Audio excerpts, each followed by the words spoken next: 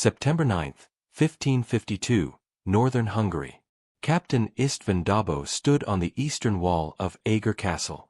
A brass telescope pressed to his eye, watching the horizon turn black. It wasn't a storm. It was an army. They came across the plain like a flood. 40,000 men, maybe more.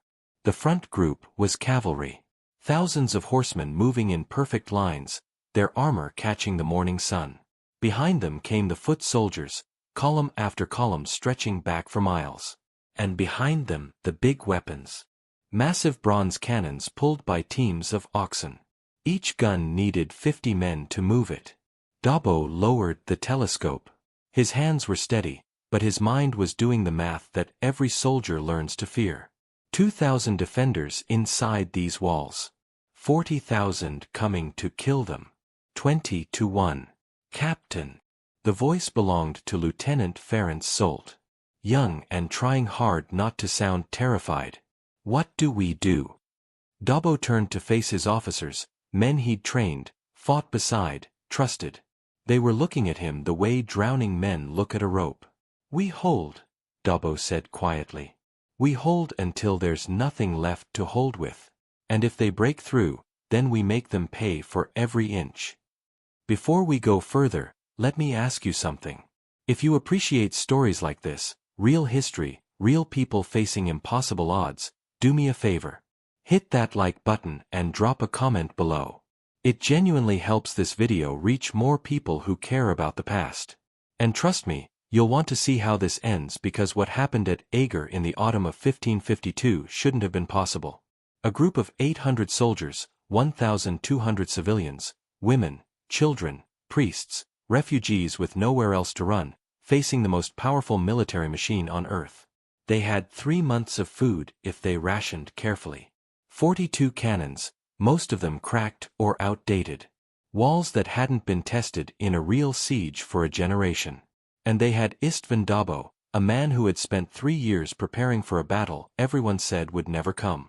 It came. Dobó walked along the wall, past soldiers checking their muskets, past women hauling ammunition from the armory, past children too young to understand what was about to happen. He stopped at the southern tower and looked out at the approaching army. Somewhere in that mass of steel and silk was the Ottoman commander, a man named Ali Pasha, a veteran of a dozen sieges, a man who had never failed to take a fortress. Dobó had read the reports. He knew what Ali Pasha did to cities that resisted.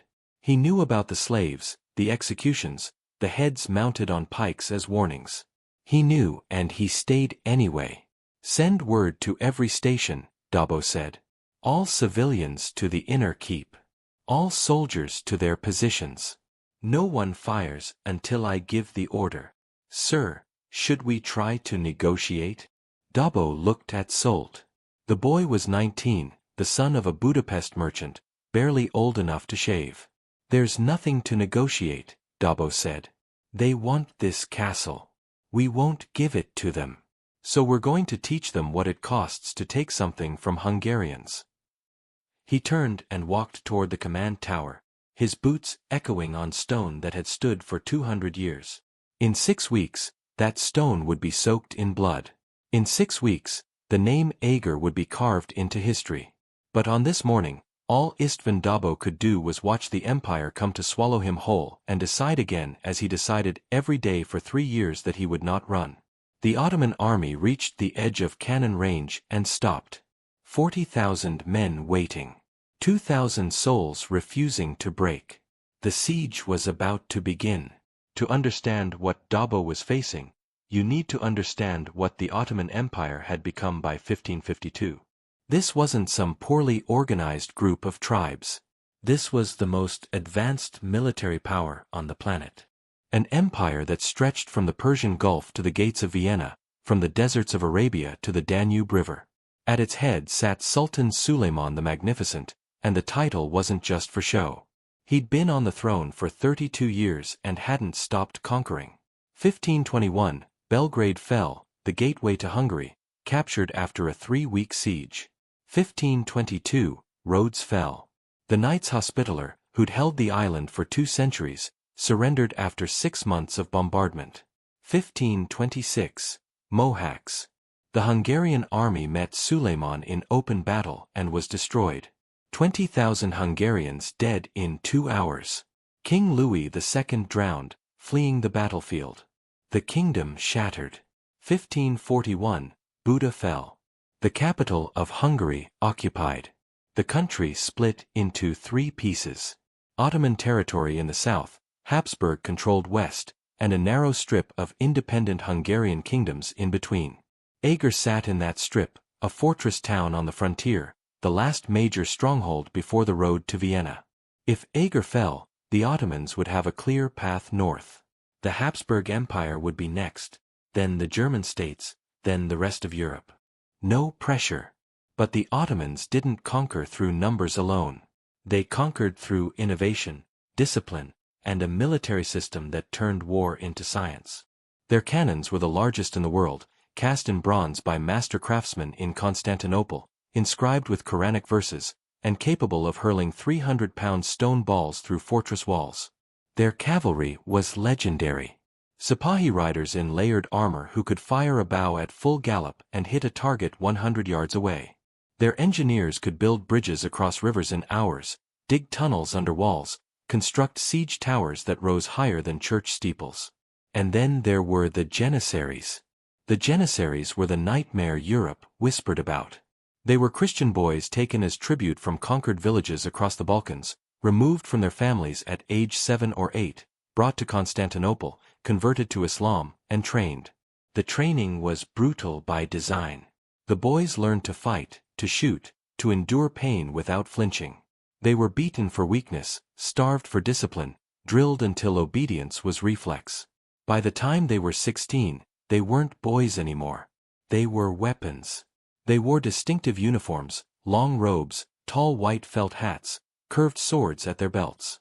They carried matchlock muskets and knew how to use them.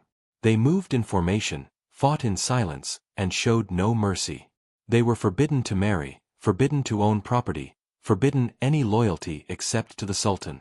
And they were terrifyingly effective. The Janissaries were the first modern standing army in Europe, says Dr. Laszlo Nagy, professor of military history at Yevoshlorond University. They were professionals in an age of feudal armies. They trained year-round. They fought as units, not individuals. A European knight might be brave, but he was one man. A Janissary was part of a machine. By 1552, there were 40,000 Janissaries in the Ottoman military. Ali Pasha brought 10,000 of them to Eger. The Ottomans didn't just attack fortresses, they systematically destroyed them. The process was refined over centuries, a formula applied to city after city. Step 1. Surround the target. Cut off all supply lines. No food in, no messengers out. Complete isolation. Step 2. Bombardment. Position the cannons just outside musket range and fire day and night until the walls crack. The goal wasn't to breach immediately. It was to break morale, to make the defenders understand that resistance was useless. Step 3. Mining. While the cannons fired, engineers dug tunnels beneath the walls.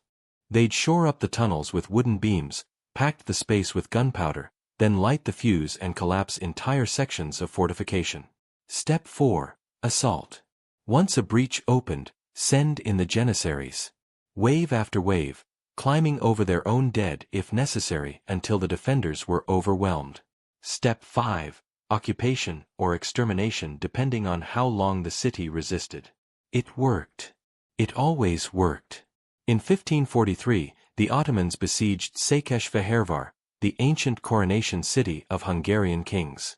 The garrison held for 17 days. Then the walls fell. Every defender was executed. In 1544, they took Visegrad. 8 days. Same result. In 1548, they took Temesvar. The siege lasted a month. When it was over, the Ottoman commander had the Hungarian officers skinned alive and their hides stuffed with straw as trophies. The message was clear. Surrender early, live. Resist, and suffer. Eger knew the message. Eger chose to resist anyway because by 1552 Hungary had run out of places to retreat to. Every fortress lost was another dagger in the country's heart. Every city abandoned was another 1,000 families enslaved. Someone had to draw a line. István Dobó decided that line would be drawn at Eger even if it killed him. István Dobó was born in 1502 in the village of Ruska in the Carpathian foothills. He wasn't nobility. His father was a minor landholder, a man who owned a few fields and a stone house and not much else. Dobó grew up working the land, learning to ride, learning to shoot, learning the skills every Hungarian boy learned because the frontier was always dangerous. When he was 16, Ottoman raiders swept through Ruska. They came at night, burning homes, stealing livestock, dragging villagers away in chains. Dobó's father grabbed a sword and ran into the street. He killed one raider before a scimitar took his head off. Dobó and his younger brother hid in a root cellar while their house burned above them. They survived. Their father didn't. Their home didn't. Dobó walked to the nearest garrison town the next morning and enlisted. He was 17 years old, half-starved and filled with a kind of cold fury that doesn't fade. Dobó was shaped by loss, says historian Dr. Catalin Peter. He knew what the Ottomans did to the people they conquered. He'd seen it. He'd lived it. That made him different from nobles who fought for honor or glory. Dobó fought because he understood the stakes on a personal level. He rose through the ranks not because of connections, but because he was competent. He learned tactics by studying battles, by reading Roman military manuals, by making mistakes and surviving them. He learned how to lead men by earning their respect, not demanding it. By his mid-30s, Dobó was a captain in the Hungarian border forces, the victories, the frontier soldiers who held the line against constant Ottoman raids. It was brutal, grinding work, skirmishes in the hills, night raids, ambushes, the kind of warfare where survival was measured in days, not years. Dobó was good at it. In 1549, King Ferdinand I of Hungary needed someone to command the garrison at Eger Castle. The previous commander had died of fever. Most officers saw Eger as a dead-end posting, isolated, underfunded, strategically vulnerable.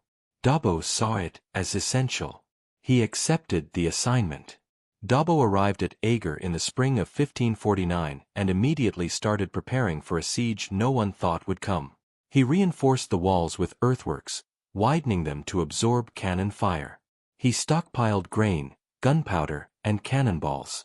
He drilled the garrison relentlessly, not just in shooting, but in close-quarters combat, in how to hold a breach, in how to fight when everything goes to hell.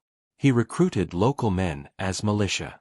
He organized the civilians, teaching them how to carry ammunition, how to put out fires, how to stay calm when the world was exploding around them. His officers thought he was paranoid. He was preparing. Then in August 1552, the news came.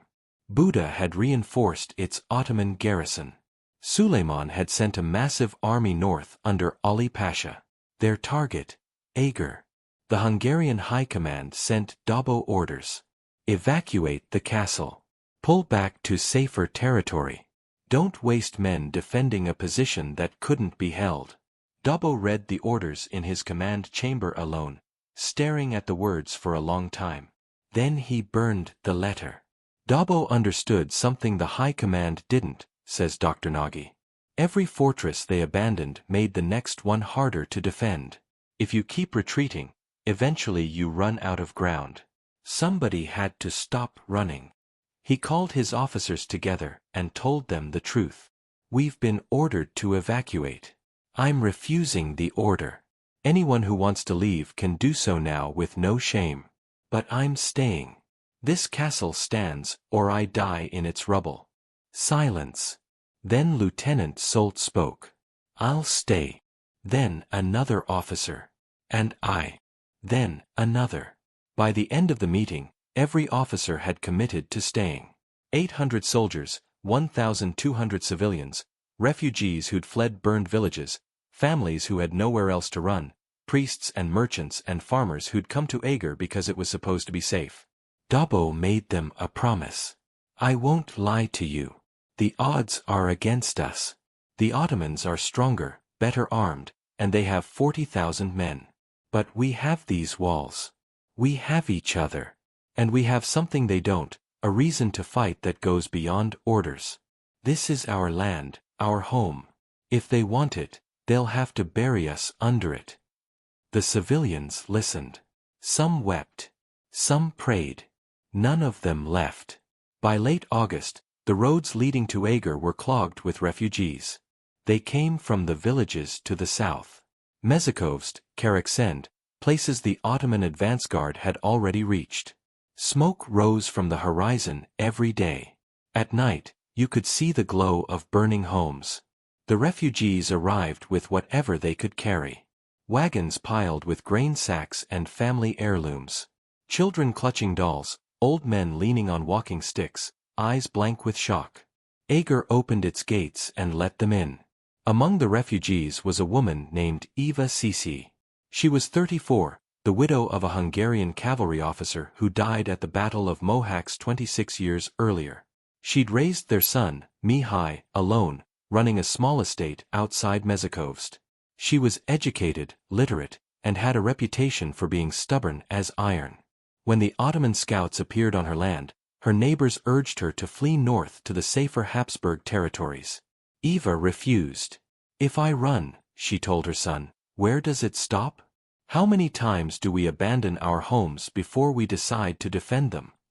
She loaded her wagon with supplies, brought her 15-year-old son, and joined the column heading to Eger. Also among the refugees was a young man named Janissary Bornemissa. He was 22, a clerk in the service of a minor nobleman. He had soft hands, no combat training, and a nervous habit of adjusting his glasses when he was anxious, which was often. He'd come to Eger because he had nowhere else to go. When the refugees entered the castle courtyard, Dobó was there to meet them. He stood on a wooden platform and addressed the crowd. "You're safe here. We'll feed you, shelter you, and protect you. But I need you to understand something. This castle is going to be besieged. The Ottomans are coming, and when they arrive, nowhere inside these walls will be completely safe. If you want to leave, go now. But if you stay as part of this garrison. We'll need every hand." Eva Cici stepped forward. "We'll stay, and we'll fight." Dobó looked at her. This sharp-eyed woman with dirt on her dress and steel in her voice. "Can you load a musket?" he asked. "Teach me." Dobó made a decision that would define the siege. He armed the civilians. Not all of them. Children and the elderly were assigned to safer tasks, carrying water and tending the wounded, but anyone capable of lifting a weapon was trained to use it. The men were formed into support units assigned to repair walls, haul ammunition, and reinforce the regular soldiers during assaults. The women were organized into support crews, preparing food, managing supplies, caring for the injured. But some of the women wanted more. Eva Cici approached Dobó directly. "We're not asking to stand on the front line," she said. "But if the walls are breached, if the soldiers fall, we need to know how to defend ourselves. Give us weapons. Teach us to fight." Dobó hesitated. It wasn't that he doubted their courage. It was that he'd seen what happened in sieges.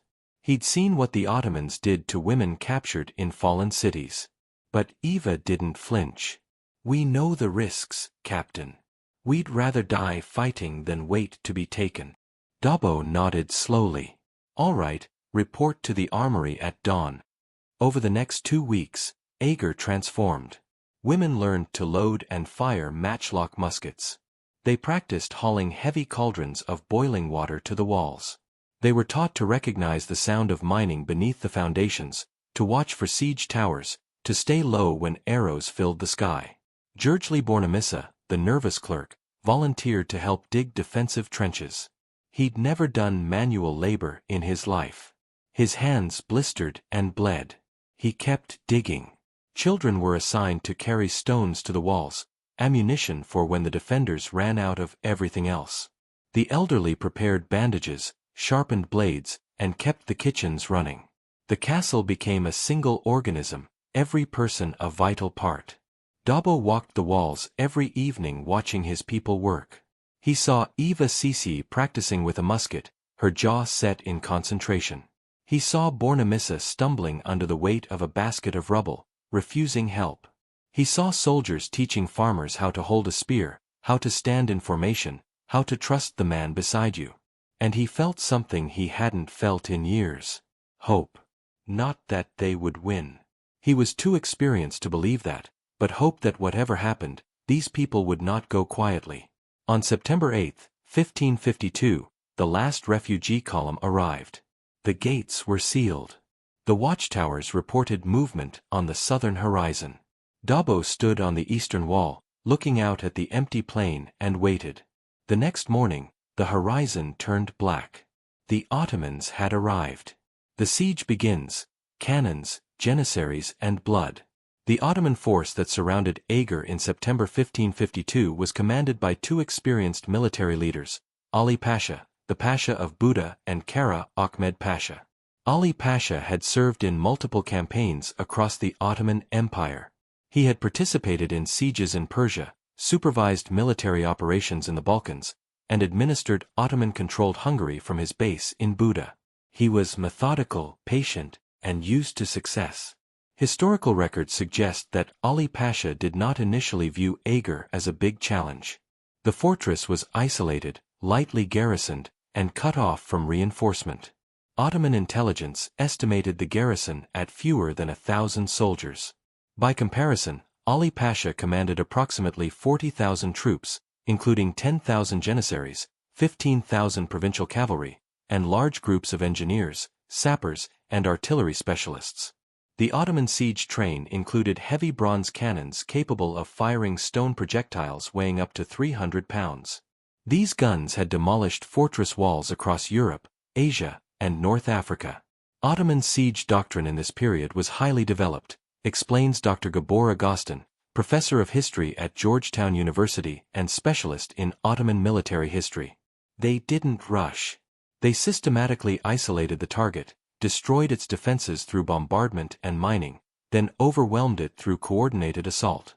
The process had been refined over centuries. On September 10, 1552, Ali Pasha sent a messenger to the gates of Eger under a flag of truce. The message was standard Ottoman procedure. Surrender the fortress immediately, and the garrison would be granted safe passage. Refuse, and face total destruction. István Dobó's response, recorded in contemporary Hungarian chronicles, was brief. The fortress would not surrender. The messenger returned to the Ottoman camp.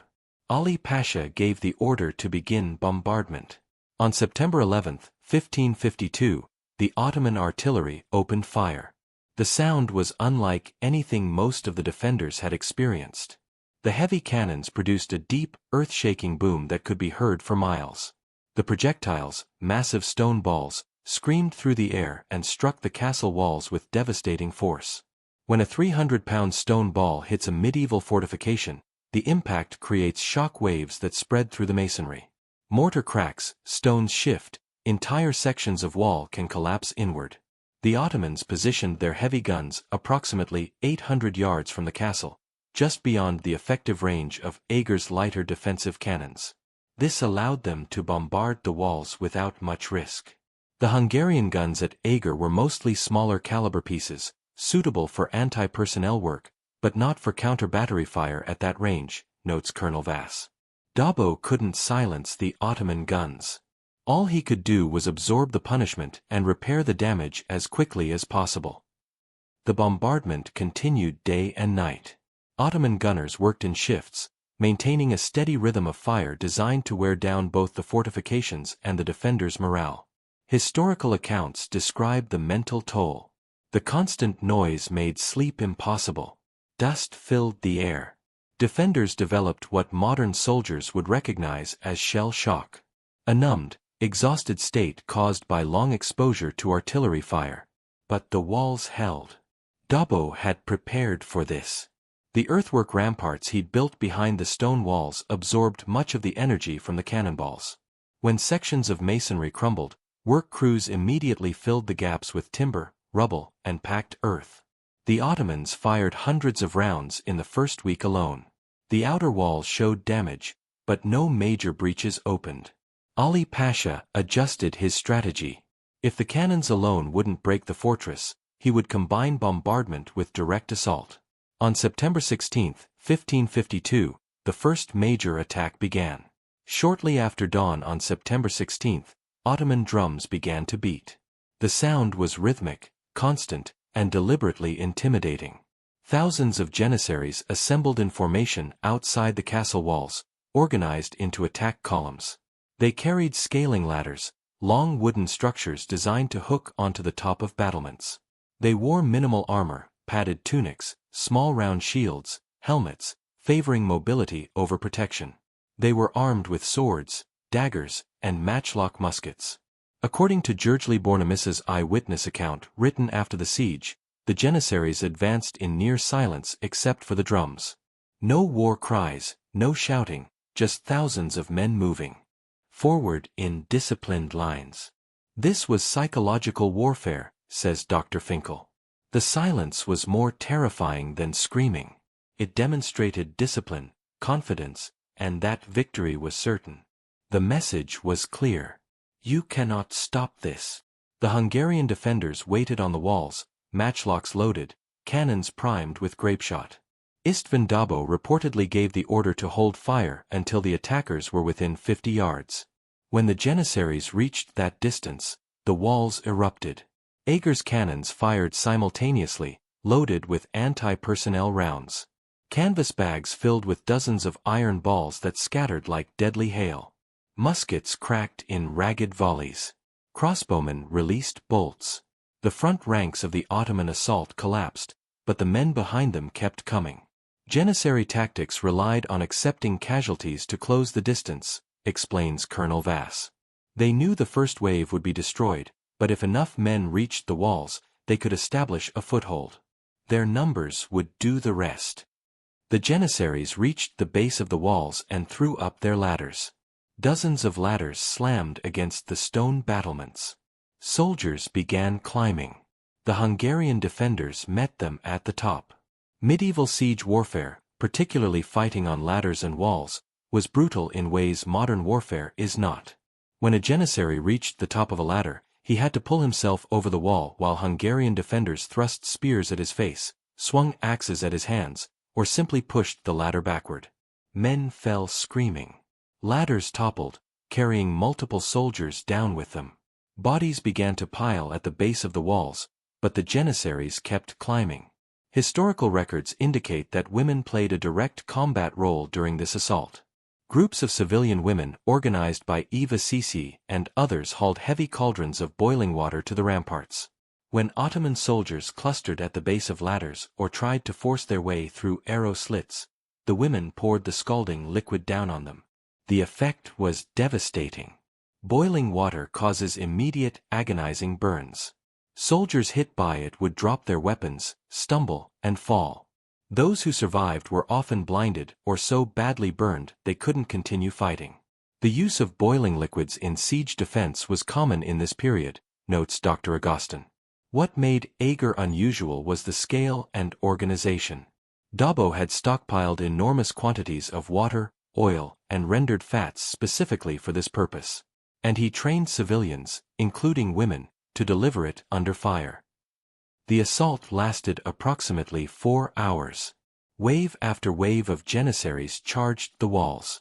Wave after wave was pushed back. By mid-morning, the base of Eger's eastern wall was littered with hundreds of Ottoman dead and wounded. Ali Pasha called off the attack. The Janissaries retreated in good order, carrying their wounded and leaving their dead where they lay. On the walls, Hungarian defenders stared at the carnage below. They had held, but the cost was becoming clear. Casualty reports indicated 47 defenders killed, 80 wounded. For a garrison that started with only 800 soldiers, those were unsustainable losses. And everyone knew this was just the beginning. That night, Dobó walked the walls, speaking quietly to his soldiers, checking on the wounded and assessing damage. According to Bornemissa, Dobó told his officers, "Today we learned they can be stopped.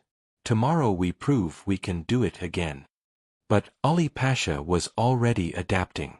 If direct assault wouldn't work, he would go under the walls instead of over them. Mining was one of the most feared siege tactics of the 16th century. The process was methodical. Ottoman engineers would select a section of wall, then begin digging a tunnel toward it from a position outside the defender's musket range. The tunnel would be supported with wooden beams as it advanced.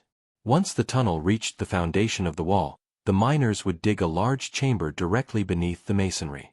They would pack this chamber with barrels of gunpowder, lay a slow-burning fuse, and retreat. When the powder exploded, the foundation would collapse, bringing down the wall above it. Mining was incredibly effective against medieval fortifications, says Dr. Nagy. Stone walls are strong against vertical loads. They can support enormous weight, but they're vulnerable to having their foundations removed.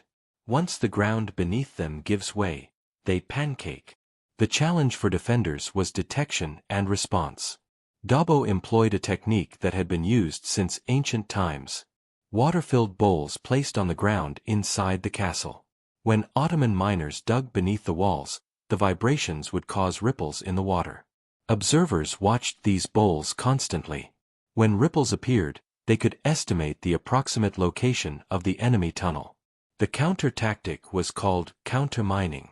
Dig your own tunnel toward the enemy mine, break through, and either collapse it or fight the miners underground. It was claustrophobic, terrifying work. In late September, Hungarian observers detected mining activity beneath the eastern bastion. Dobó ordered counter-mining teams to deploy. György Bornemisza volunteered for one of these teams. Counter-mining operations were carried out by small teams, usually 4 to 6 men working in shifts. They dug through earth and rock using picks, shovels, and their hands. The tunnels were barely wide enough for a man to crawl through. Timber beams were placed every few feet to prevent cave-ins. The only light came from oil lamps which consumed precious oxygen in the confined space. The air was thick, hot, and difficult to breathe. Men worked in near total darkness, listening for sounds of enemy digging on the other side of the earth. According to historical accounts, Bornemisza's team broke into an Ottoman tunnel on September 24. What followed was close-quarters combat in conditions almost impossible to imagine. The tunnels were too narrow to swing a sword. Men fought with daggers, picks, and their hands. There was no room to move, no retreat. It was kill or be killed in absolute darkness, breathing air thick with dust and smoke. Bornemisza's account describes the encounter in short, traumatized language. He wrote that the fighting lasted only minutes, but felt like hours. Men screamed. Someone's lamp fell and went out. He stabbed a man he couldn't see, felt the body go limp, and kept stabbing until he was certain the threat was dead. The Hungarians managed to drive the Ottoman miners back, then packed the enemy tunnel with barrels of rubble and collapsed it using a small explosive charge. The blast shook the entire castle. Dust shot up through cracks in the courtyard. For a moment, everyone feared the walls were coming down. But when the dust cleared, the eastern bastion still stood. The Ottoman mine had been stopped. Bornemisza emerged from the tunnel covered in mud and blood, temporarily deaf from the explosion, shaking uncontrollably. Eva Sisi, who had been organizing women to haul rubble for the counter-mining operations, found him sitting against a wall, staring at nothing. She brought him water and sat beside him in silence. No words were necessary. Over the next 2 weeks, Ottoman engineers attempted 4 more mining operations. Each time, Hungarian counter-miners detected and stopped them, but the strain was beginning to show. The garrison was running low on gunpowder. Food rations had been cut. Casualties continued to mount. Ali Pasha meanwhile was growing frustrated. 3 weeks into the siege, Eger still stood. He ordered another major assault, this time with everything he had. By early October, the siege had settled into a brutal routine. Daily bombardment, periodic assaults, mining and counter-mining, constant losses. The firewomen, when civilians became killers. Supplies inside Eger were dwindling. Gunpowder reserves were down to 1/3 of their original stockpile. Food rations had been reduced to bare survival levels. Medical supplies were nearly exhausted. The wounded filled the castle's chapel, which had been converted into a makeshift hospital.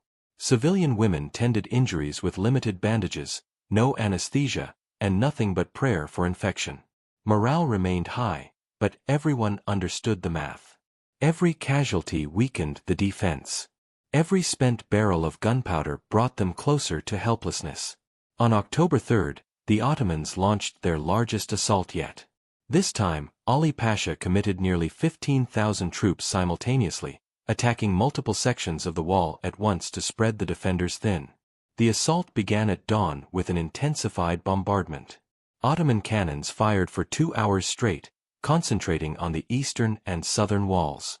Then the drums began. Thousands of Janissaries advanced, carrying ladders, shields locked overhead to protect against arrow fire. They were supported by provincial troops, Anatolian infantry armed with pikes and swords who surged forward in a human wave designed to overwhelm the defenders through sheer numbers. The Hungarian garrison was stretched to the breaking point. Dobó had approximately 500 able-bodied soldiers left. He deployed them along 600 yards of wall. The math was impossible. So the civilians stepped in. Historical sources, particularly Bornemissa's account, are clear about the role women played during the October 3 assault. Groups of women led by Eva Sisi and others formed fire teams. They heated massive cauldrons of water, oil, and animal fat to boiling temperatures, then carried them, often under direct enemy fire, to sections of the wall where Ottoman troops were attempting to scale. When Janissaries reached the top of their ladders, the women poured the boiling liquid directly onto them. The results were horrific. Men fell screaming, their skin peeling off. Those who survived were often blinded or so badly burned they went into shock. But the tactic worked. It broke assault after assault. The women of Eger weren't just supporting the defense. They were combatants, says Dr. Peter. They were killing enemy soldiers, and they were doing it at enormous personal risk. Ottoman archers specifically targeted them once they realized what was happening. One recorded incident describes a woman whose name is unknown who was struck by an arrow while carrying a cauldron to the wall. She fell spilling the boiling oil which severely burned 2 other women nearby. All 3 died within hours, but the attacks continued. Another documented event involves a woman who was grabbed by a Janissary who had reached the top of the wall. According to accounts, he tried to pull her over the wall as he fell backward off his ladder. She went over the edge and fell 30 feet to her death on the rocks below. The brutality was total. There were no safe positions. No one was exempt from danger. By midday, the eastern wall was slick with blood, oil, and debris. Bodies, Ottoman and Hungarian alike, lay piled at the base. The air reeked of gunpowder, burning flesh, and death. But the walls held. At approximately 2 o'clock in the afternoon, Ali Pasha called off the assault. The Ottomans had suffered massive casualties. Estimates suggest over 2,000 killed or wounded in a single day. Eger's losses were also severe. 93 defenders dead, over 100 wounded. That night, Eva Sisi sat alone on the steps of the chapel, staring at her hands. They were badly burned from handling hot cauldrons. The skin was blistered and peeling. According to Bornemissa, she wept, not from pain, but from exhaustion and the weight of what she had done and seen. Dobó found her there. He said nothing. He simply sat beside her. After a long silence, Sisi reportedly asked, "How much longer can we last?" Dobó's response, as recorded by Bornemissa, "As long as we must." But privately, Dobó knew the truth. Eger was running out of time. By mid-October, István Dobó faced a critical problem. His garrison was exhausted. Ammunition was running critically low. Food supplies were nearly gone. The Ottoman bombardment had created multiple weak points in the walls that could not be fully repaired. He couldn't win through strength. The Ottomans still outnumbered him 20-1, but he could win through deception. Dobó ordered a series of carefully planned measures designed to convince the Ottomans that Eger was stronger than it actually was. First, he had his soldiers conduct false troop movements at night. Small groups of men would march past torches in repetitive loops, creating the illusion of reinforcements arriving from the north. Second, he ordered all remaining cannons to fire coordinated volleys at regular intervals throughout the night, not at specific targets, but simply to make noise and create the impression of a well-supplied arsenal. Third, he had the garrison sing loudly. War hymns, folk songs, anything that projected confidence and defiance. The singing could be heard across the valley, reaching the Ottoman camp.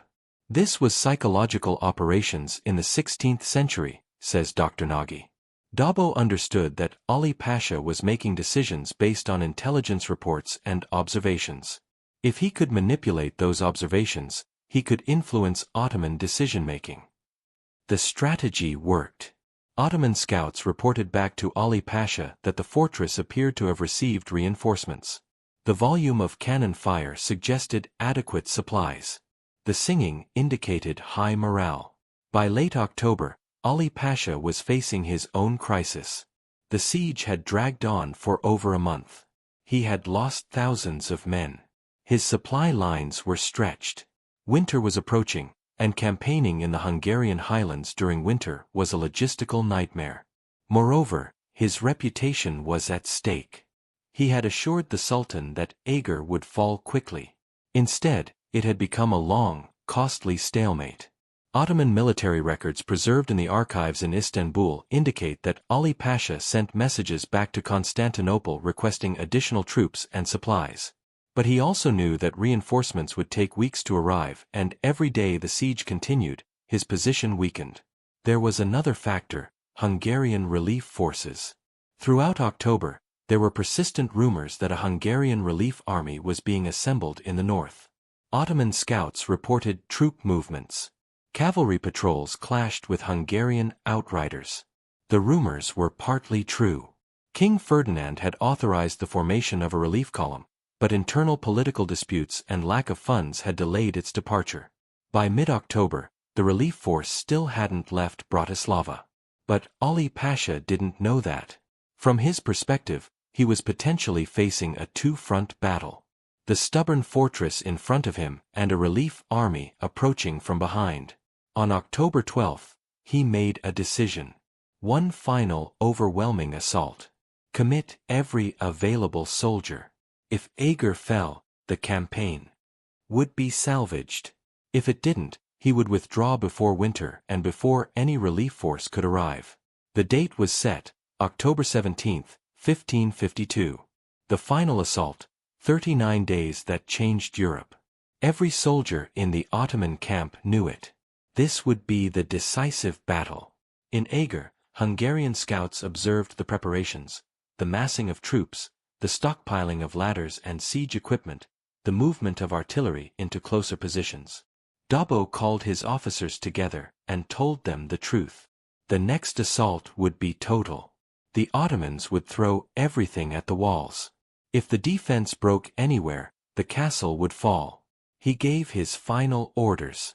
Every able-bodied person, soldier or civilian, man or woman, would fight. There would be no reserves, no fallback positions, hold the walls or die trying. On the night of October 16, the defenders of Eger prepared for the end. October 17, 1552. Dawn. The Ottoman bombardment began at first light and was unlike anything that had come before. Every cannon in the siege train fired simultaneously.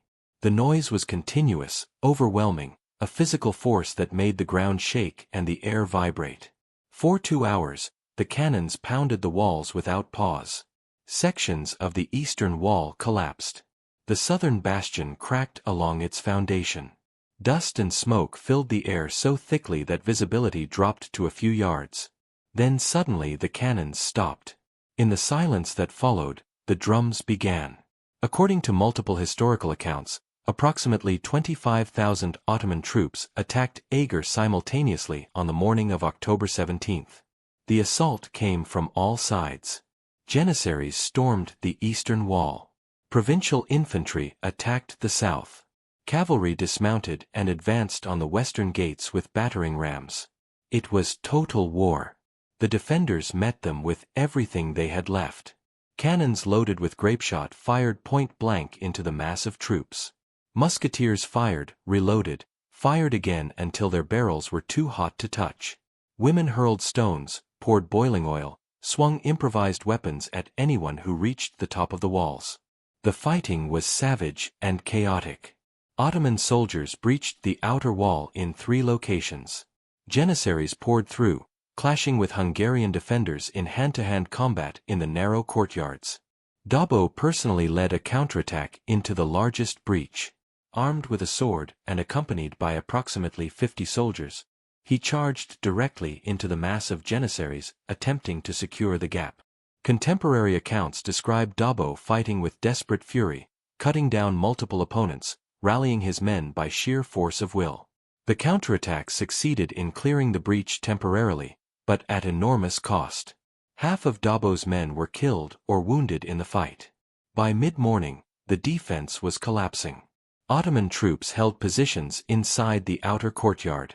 The southern bastion was on the verge of falling. Ammunition was nearly exhausted. Casualties were catastrophic. Gergely Bornemissa's account describes this moment as the point when everyone believed the end had come. But then something unexpected happened. The Ottoman assault began to lose momentum. After 4 hours of continuous fighting, even the disciplined Janissaries were exhausted. They had taken massive casualties. The bodies of their comrades filled the breaches and courtyards. Every step forward cost dozens of lives. And the Hungarians refused to break. No matter how many times the Ottomans pushed forward, they met resistance. No matter how many defenders fell, others took their place. What happened at Eger during that final assault is almost impossible to explain from a military standpoint, says Colonel Vass. By all logical calculation, the defense should have collapsed, but morale, leadership, and sheer willpower kept it intact just long enough for the Ottoman attack to exhaust itself. Around noon, Ali Pasha ordered a temporary withdrawal to regroup. The Ottomans pulled back, dragging their wounded with them. The defenders used the pause to frantically rebuild barriers using corpses, furniture, rubble, anything available. 2 hours later, the Ottomans attacked again. This time, the assault was less coordinated, less disciplined. The troops were tired. Their officers struggled to maintain formation. The defense held. By late afternoon, the Ottoman attacks had devolved into scattered, disorganized charges that were pushed back with relative ease. At sunset, Ali Pasha called off the assault entirely. The Ottomans retreated to their camp. On the walls of Eger, the defenders stood among the dead and dying. Too exhausted to cheer, too numb to feel relief. They had survived barely. The night of October 17th was quiet. No bombardment, no drums, just silence. Inside Eger, the survivors counted their losses. Of the original 800 soldiers, fewer than 300 remained combat effective. Over 200 civilians had been killed. The wounded filled every available space. The castle was a ruin. Walls had collapsed. Buildings had burned. The courtyards were filled with debris and corpses. But the fortress had not fallen. Over the next 2 days, Hungarian scouts observed activity in the Ottoman camp. Tents were being struck. Wagons were being loaded. Troops were forming into marching columns. On October 18th, the impossible became reality. The Ottoman army withdrew. Ali Pasha, facing unsustainable losses, dwindling supplies, approaching winter, and reports of a potential relief force, made the decision to lift the siege. 40,000 troops marched south, leaving behind their dead and their failure. On the morning of October 19th, lookouts on Eger's walls confirmed what seemed unbelievable. The Ottomans were gone. The siege was over. Eger had held. On the evening of October 17, 1552, Ali Pasha sat in his command tent and confronted a reality that no Ottoman commander wanted to face.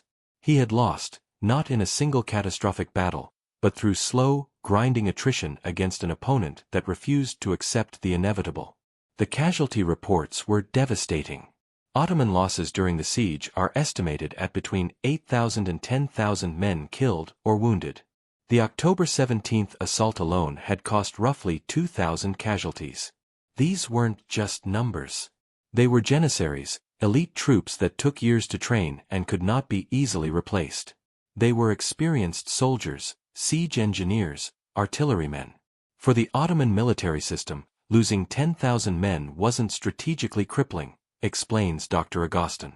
The empire could absorb those losses, but losing them for nothing, failing to take a minor fortress, that was a political and psychological disaster. Ali Pasha's supply situation was equally bad. The siege train had used enormous quantities of gunpowder. Food supplies for 40,000 men, even with regular resupply convoys, were running low, and winter was approaching. Campaigning in the Hungarian highlands after October was logistically nightmarish. Temperatures dropped below freezing. Roads turned to mud. Supply lines became unreliable. There was also the persistent threat of Hungarian relief forces. While Ali Pasha's scouts had not confirmed the arrival of a major relief army, reports indicated troop movements to the north.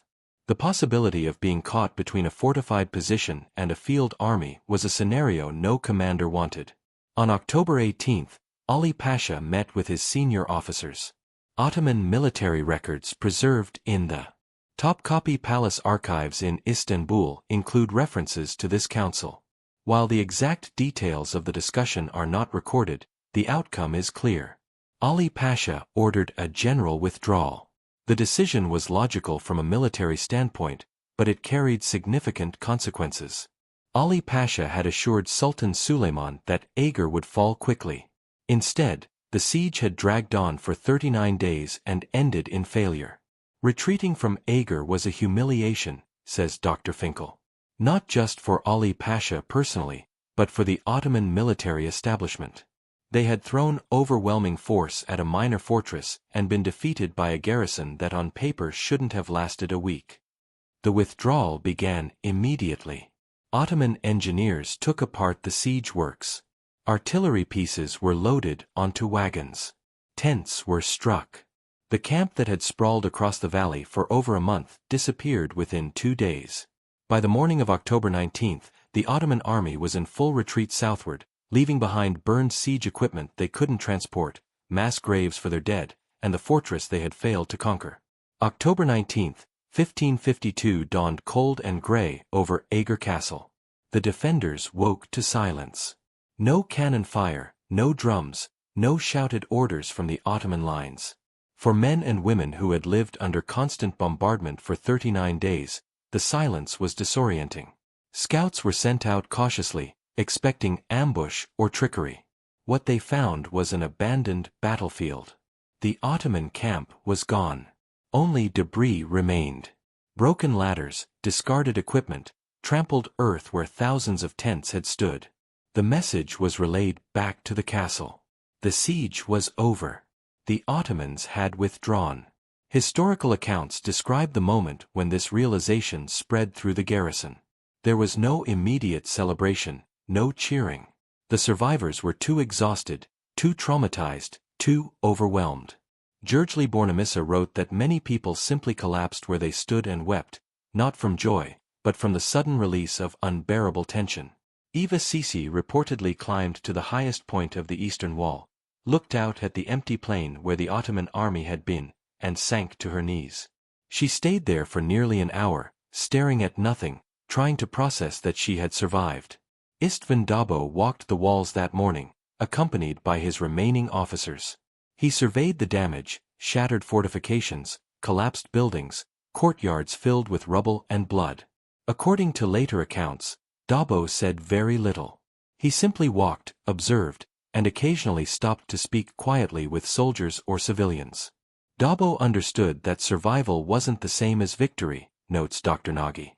Yes, they had held the fortress, but the cost was almost unbearable, and he carried the weight of every life lost under his command.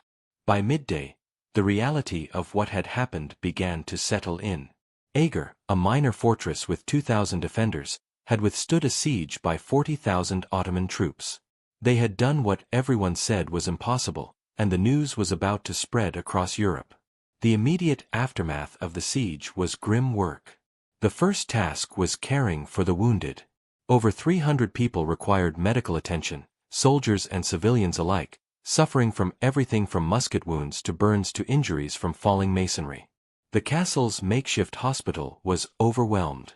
Civilian women, many of whom had no medical training before the siege, worked around the clock cleaning wounds, setting broken bones, and trying to prevent infection with the limited supplies available. Many of the wounded died in the days following the siege. Without antibiotics or modern surgical techniques, even relatively minor injuries could become fatal. Infections set in. Fevers spiked. People who had survived weeks of combat died in the supposed safety of the hospital. The second task was burying the dead. Final casualty figures are difficult to establish with precision, but historical sources provide estimates. Of the original 800 soldiers in the garrison, approximately 400 were killed during the siege. Another 200 were wounded, many seriously enough that they would never return to active service. Civilian casualties were equally severe. Estimates suggest that between 200 and 300 civilians died killed by cannon fire during assaults or from disease and hardship during the siege. In total, Eger lost roughly one-third of its population. Mass graves were dug outside the castle walls. Christian burial rites were performed over hundreds of bodies at once. The graves were marked with simple wooden crosses. The human cost of Eger was staggering, says Dr. Peter. These weren't professional soldiers who had chosen military careers. Many were farmers, craftsmen, women, and children who ended up in a siege through circumstance, and they paid with their lives. The psychological cost was equally severe. Modern historians recognize what we now call post-traumatic stress disorder in the accounts left by survivors. Bornemissa's writings show clear signs. Intrusive memories, emotional numbness, constant alertness. He described nightmares that persisted for years, flashbacks triggered by loud noises, and a deep sense of disconnection from normal life. He was not alone. Many survivors struggled to readjust to peacetime existence after living for 39 days in constant fear of death. But Eger's resistance had accomplished something beyond survival. The fortress controlled a critical pass through the northern highlands. Had it fallen, the Ottomans would have secured a direct route to the mining towns of Upper Hungary, towns that produced gold, silver, and copper, which provided essential revenue to the Habsburg crown. More importantly, Eger's defense had stopped the Ottoman advance completely. Ali Pasha's failure meant that the 1552 campaign ended in stalemate rather than Ottoman victory. Sultan Suleiman's plans for further expansion into Central Europe were disrupted. Eger bought time, explains Dr. Paffy. It didn't end the Ottoman threat to Hungary that would continue for another century and a half, but it demonstrated that Ottoman expansion could be resisted, that fortresses could hold, that the empire wasn't invincible. News of Eger's successful defense spread rapidly across Europe. Within weeks, reports reached Vienna, Prague, Rome, and other major cities. The story was sensational.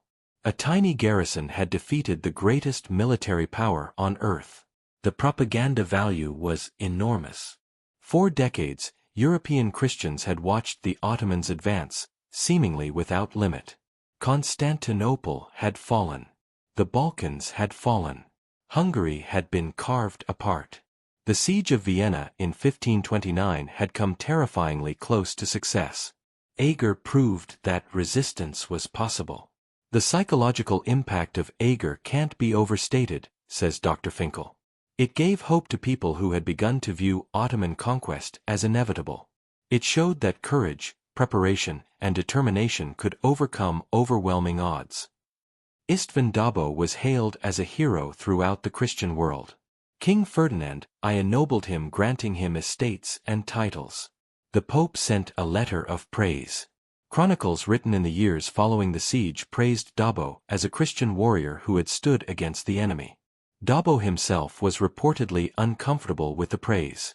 According to later accounts, when asked about his heroism, he gave credit to his soldiers and the civilian defenders who had fought alongside them. "I did what was necessary," he reportedly said. "The people of Eger did the rest." He continued to serve as captain of Eger until 1565, overseeing the fortress's reconstruction and strengthening its defenses. He died in 1572, 20 years after the siege, and was buried with full military honors. Eva Sisi and the other women defenders became symbols of Hungarian resistance.